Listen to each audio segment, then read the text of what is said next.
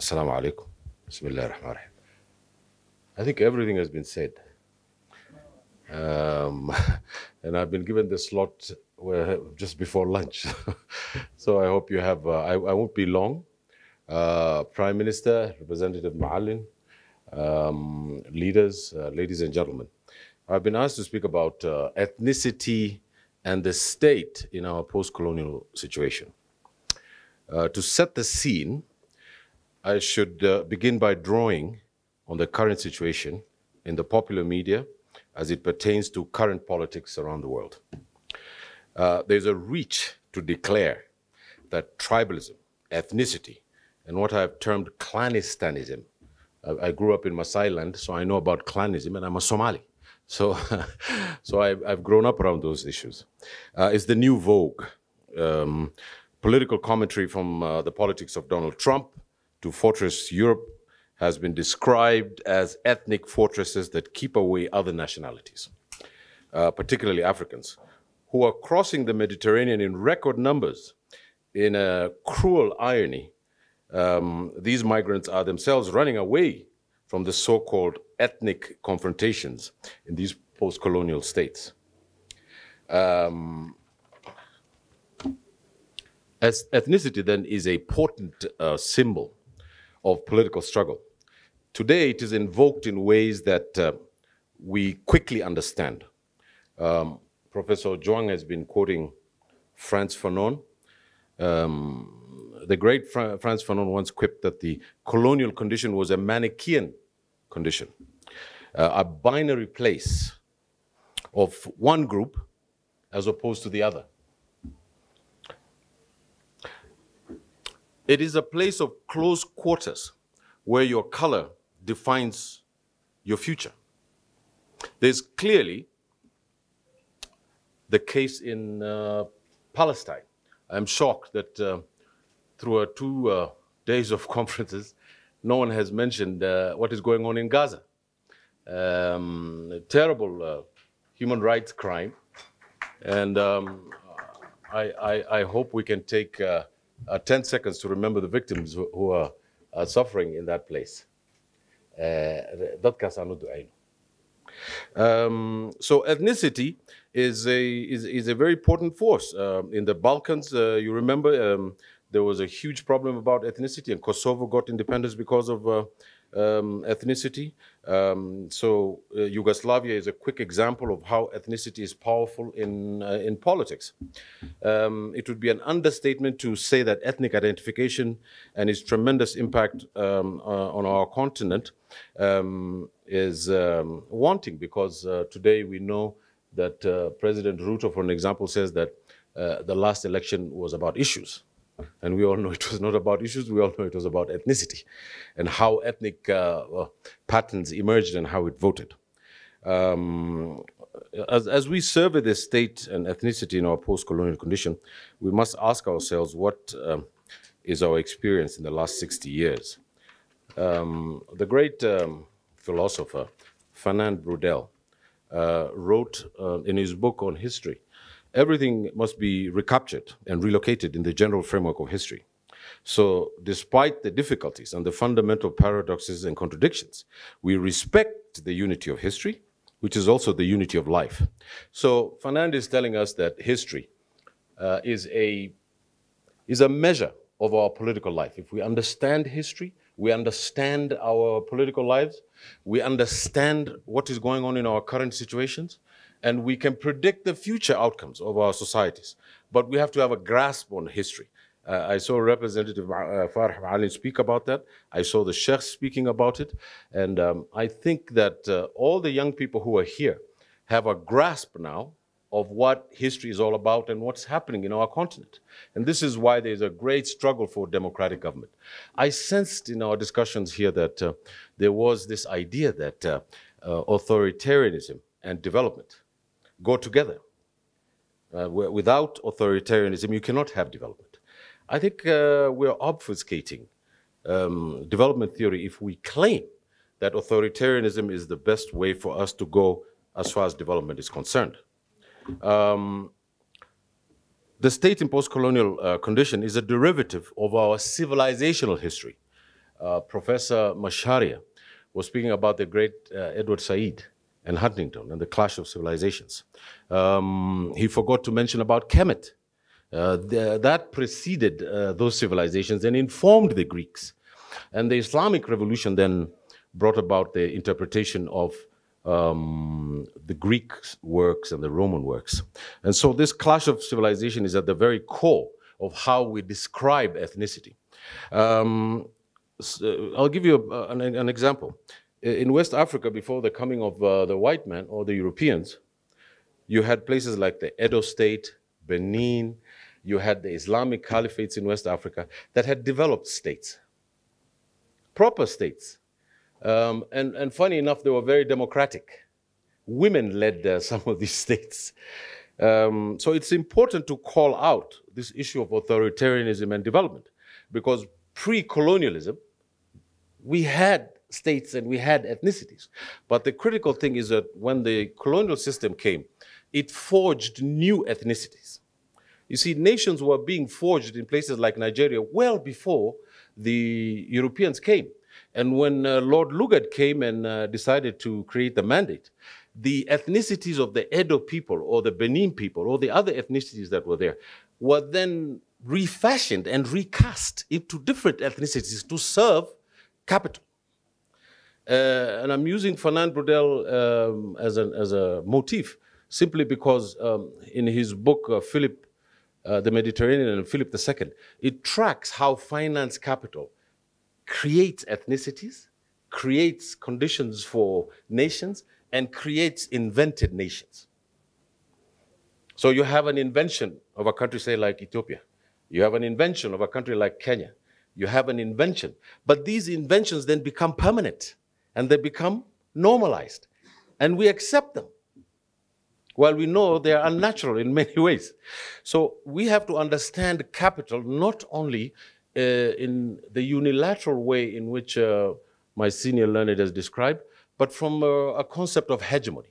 So if I describe hegemony, hegemony is when the Chinese have military power. But I can't call them hegemonic because I'm not speaking Chinese. I'm speaking English. Correct? You go to the internet, it's in English.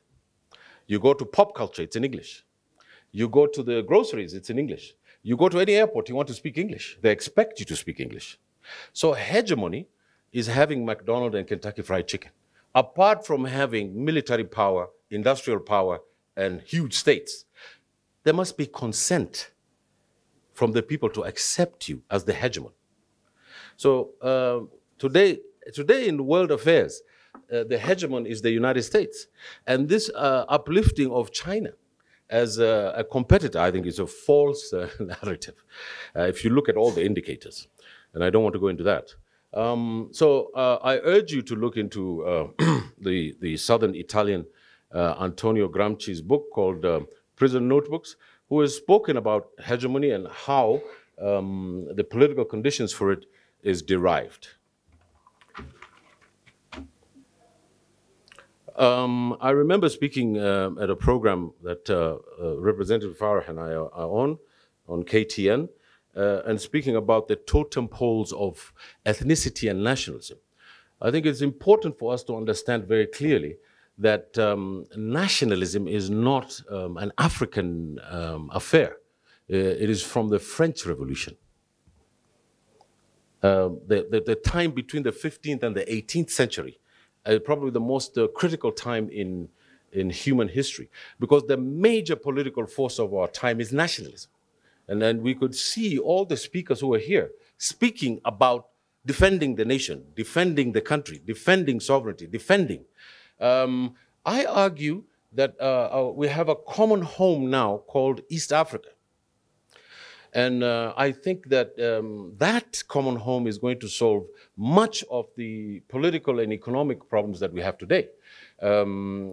Somali irredentism is a bad word. Irredentism is a word that was created actually just for the Somalis, to stop them from claiming what was naturally theirs. And we have to look at the nomenclature of these words and how they create these ethnicities. And it is important for us not to say that these other countries don't mean anything. It's right that Professor Machare said that Julius Nyerere said that we have to keep the boundaries, or otherwise there's going to be chaos. But he did not add that we could create super countries like East Africa, so that Kenya, Ethiopia, and all the other countries can sit at this table with the future Somali government and know that our economy is working, our trade is working, and we're East African citizens, and that we do not need to have conflict, but we can have cooperation. So I think it is very critical for us to think beyond a boundary, beyond our angst, as it were. That's a very critical point for us to know and to understand. I put it to you today that the political economy of the state and ethnicity in, say, elections, for an example. Representative Maalim was speaking about how his election was stolen. And he called me a chicken for not standing up in Langata. So it's not true, obviously. I was going to be appointed foreign minister. And then the Americans came along and said, no, we are going to give someone else the seat. And this is not a tremendous thing to say. The former prime minister himself is on the record saying that on TV, and Mr. Maalim has repeated that. So I firmly believe that if we get out of our nation states, because I firmly believe that the nation state is a caricature of the 20th century, the 19th century. It is not a caricature of the 21st century and the 22nd century. The fact that East Africa is alive and well, you could just go to Isli and you could see East Africa. You see people from Burundi buying stuff. You go to people from Ghana, people from Nigeria come to Kenya, to Isli to buy things. East Africa is there. I'm a fourth generation Somali here in Kenya. My great-grandfather came all the way from Somalia here. There were no boundaries then. So these boundaries are invented, and they are the bane of our conflicts because we are claiming territory based on ethnicity. So the problem is the state. The state itself is the problem. Why is it a problem? Because it is a manufactured consent. How does a state that, as other speakers have spoken about, how is it that a state that is actually a predatory state, that takes resources away from you to the metropole, be able to be democratic and govern democratically? It cannot, because its very nature is predatory. If you look at a map of Africa, all the trains go to the coast, from Cairo to South Africa. There is no train that goes inside to create trade. So I believe firmly that if we create a vision of manufacturing, a vision of industry that brings us together in a common home in our own region, we will be able to create jobs, we will be able to create proper institutions, and we will be able to do things in a better way. Lastly, I've been asked to be short. The great Anthony Appiah from Ghana said that we now live in a global stage of tribes. The world is made up of tribes, but on a global stage. So what do we need? We need two things. We need ideas and we need institutions. What ideas do we need? We need ideas that have religious import. We need ideas that have defense mechanisms about our sovereignty. We need ideas about how we're going to trade with other countries. But we also need institutions. And what are those institutions? Are they going to become authoritarian? No. If we want to have a freer market, and I understand it's a loaded question, there's never been a free market, in fact. Every country, including Japan and all of Europe, developed out of economic nationalism. There's no country that had free trade. It's a lie. So anybody who comes here and tells you that you should do free trade and you're going to make money is lying, because and I'm an economist, so it's impossible for you to do that unless you shelter your industries, grow them, and then export. That's Ricardo, as Professor Kajwang here was relating to. So I want to say that it is very important for us to understand that these ideas and these institutions are about ethnicities and the state. And if we mingle our ethnicities, if we bring together the people and we expand our states, we will have better prospects. Instead of looking towards Europe, instead of looking towards China, we can look towards ourselves and see what we can do for ourselves instead of thinking about what we can do with others. And I think that's a critical agenda that we have heard here, and that's a critical agenda that we need to address. Finally, because I don't have much time, I want to add that recently to the Somali-speaking people, Mohammed Warsame Walawal, who died in Hargeisa recently, is a great Somali poet whom I admired a lot. So ninkan wadaadka meesha fadhiya waran luu noqday maanta wuxuu hadal buu soo jeediyey marka aniguna gabay baan jawaab kaga siinaya gabay anigu da gabay baan garanaya marka waxaan u sheegayaa hadraawi baa wuxuu yidhi wakhtigu 100 docsana dersu kugu dhiibaya durdur kugu siinaya adoo dardaaran qaba ayuu dagaal kugu riixaya dil buu kugu oogaya markaad deldelaad gasho ayuu misna kugu diidaya daraato wuxuu ku yidhi intuu ku diru haddana dabaal kugu sheegaya marka waxaan uga jeedaa hadalka waxaan uga jeedaa walaalayaal Soomaalinimadu the Somali nationalism has to be part of the East African nationalism. It cannot be a separate nationalism. Because once it is a separate nationalism and it is looking for expansion, it is a danger. Not to the rest of the people, it's a danger to us.